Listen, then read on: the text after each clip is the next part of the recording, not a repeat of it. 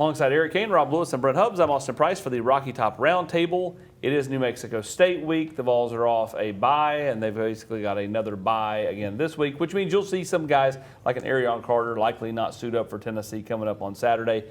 Tennessee's got to get healthy before the big game next week at the Swamp, which means this game's tailor-made for either inexperienced players, young players, or guys that have just had the luxury of being healthy most of the year. Well, I think for Tennessee, this is about being Tennessee, and it's about starting fast, and it's about taking care of business. Maturity, Rob, is on display. I think you wrote that in the 3-2-1 earlier this week.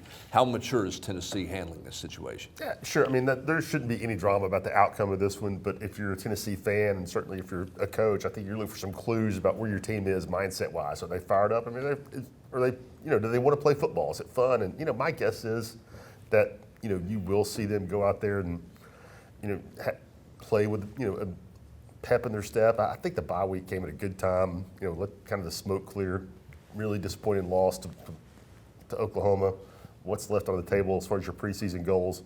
But I don't really think getting guys up has typically been a problem for Josh. And going on 5 years here, I'll be surprised if you don't see an excited team. Yeah, only one time that comes to mind, 2023 Austin Peay. I mean, that team just looked like it didn't want to play that game. It was like a 30-13 final. I don't think Tennessee scored much at all in the second half. But to your point, Rob, I think Tennessee does a great job under Josh Heupel getting up, handling the weak maturity with those veterans in the locker room. I mean, go back to the UAB game. The final score, sure, Tennessee gave up too many points. That's been a theme all year long. But it was 42-6, 42-7 entering the fourth quarter, and they just emptied the bench. So I think Tennessee will handle this week, get out there. And I think it's a great opportunity, like you mentioned, Austin, a lot of guys to get healthy, kind of hit that reset. But a lot of these young guys get out there and show you what they're made of. Well, I think you're going to be on Jermod McCoy watch all week. They'll advise everybody to pay attention to the Wednesday practice report, which will come out later tonight, or injury report. Then I think you're looking at just some key guys that I think listen. Everybody sets goals before the season started. Chris Brazel's closing in on 1,000. So is a guy like Staley.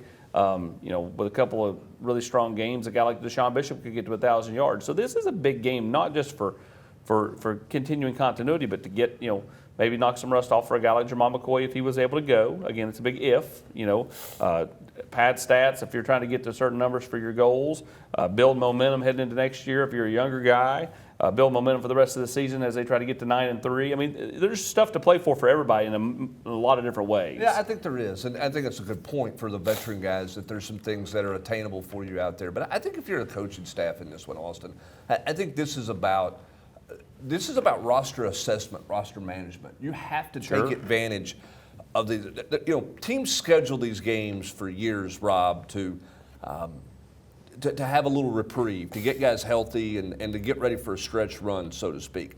To me, that's taken on a different life, these type of games. You look, Alabama's got Eastern Illinois, and there's a Coastal Carolina matchup with somebody. There's a bunch of these games that are payday games like this.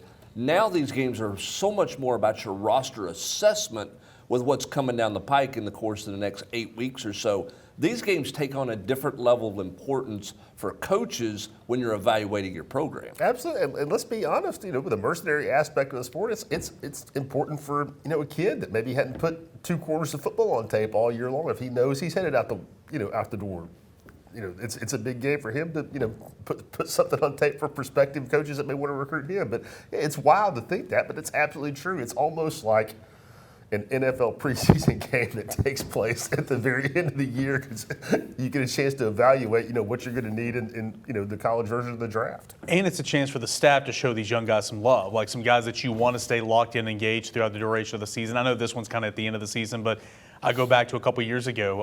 I forgot the opponent, but they went right after Chaz Nimrod. They went right to Caleb Webb, trying to get those guys involved. And you can do that here in this game to kind of say, hey, those end-of-the-year meetings are coming up in a few weeks. We want you to be a part of what's moving forward next year. So I'm going to get you 2.5 quarters of this football game. Let's see what you got.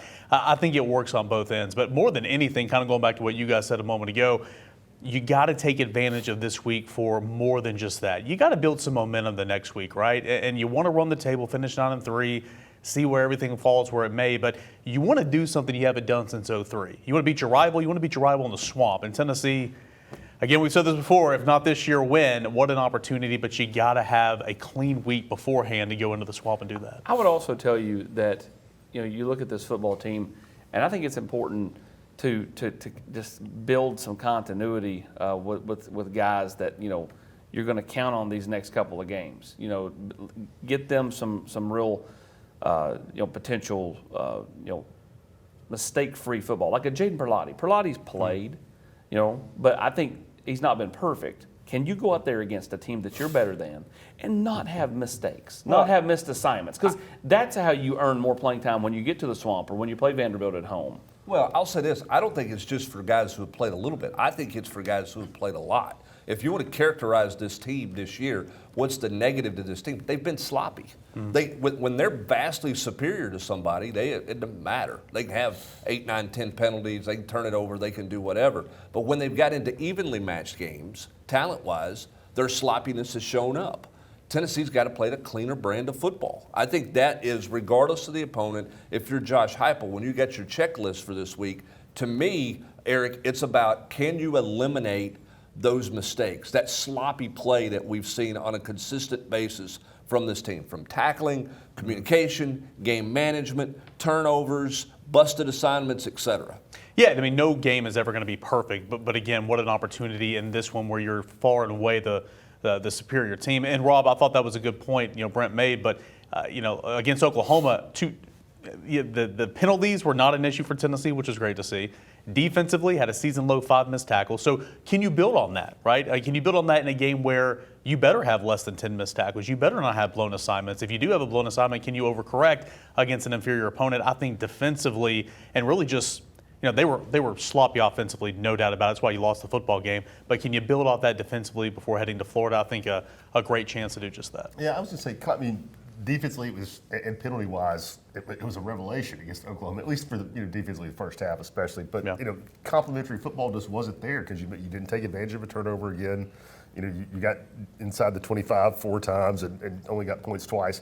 So I think there's a lot to build on, as you say. It's really hard to look at this season and say, man, Tennessee really put together 4 quarters of really good football right there. And I'm certainly not one of those that thinks Tennessee's playing meaningless football here in November. Not when you've got a trip to the swamp where you haven't won in 2 decades and the best Vanderbilt team of anybody's lifetime. You can say it. When you say 2003, it doesn't hit me as much as when you say 2 decades, right? Like it's like, do you realize how long 2 decades is? Plus. I just had a child who had a 21st birthday, and he's last never week. seen it happen. Never seen it happen. Never seen it happen. That part of it's fine. Lastly, out the door, who's this game biggest for? And I mean one player. Go. George McIntyre. Young guy, better get a whole lot of run. And I understand when we're looking at, he's not going to factor into the swamp and all that stuff. But kind of going back to what we said earlier, young guys that needed to be shown some love, that can go out there and ball out and see what you can do in this offense for not just handing it off or taking a knee for an extended period of time. You better get George McIntyre plenty of run in this game in the second half. So my guy in a game like this would be George McIntyre. Yeah, I don't think it's life or death or anything, but I'd see Deshaun Bishop kind of get his mojo back. He had those 2 games there back-to-back where he had almost 300 yards rushing, and starting with Kentucky has it's been tougher sledding. I'd like to see him get it cranked back up before they go to the swamp. You have to pick one player? Yeah. Well, they're not any fun. I'm going to say David Sanders, but I don't agree. I don't disagree with that. It's with the mindset of the entire offensive line's got to play better, but he's got to continue to grow and continue to improve. He did not play his best against Oklahoma, as we all know. How much does he improve? How much does he clean up some things in this game? Oh, man. For me, I'm going to go Rodarius Jackson. They got to continue to build depth. You never know when you may lose somebody down the stretch. I don't know when Travis Smith's going to be back. Rodarius Jackson is back. I like his upside for the future. This game, much kind of like George McIntyre, get some real run and get some real run with some quality players around him. I think that's as important as anything. It is Tennessee, New Mexico State coming up Saturday afternoon. For Eric Kane, Rob Lewis, and Brent Hubbs, I'm Austin Price.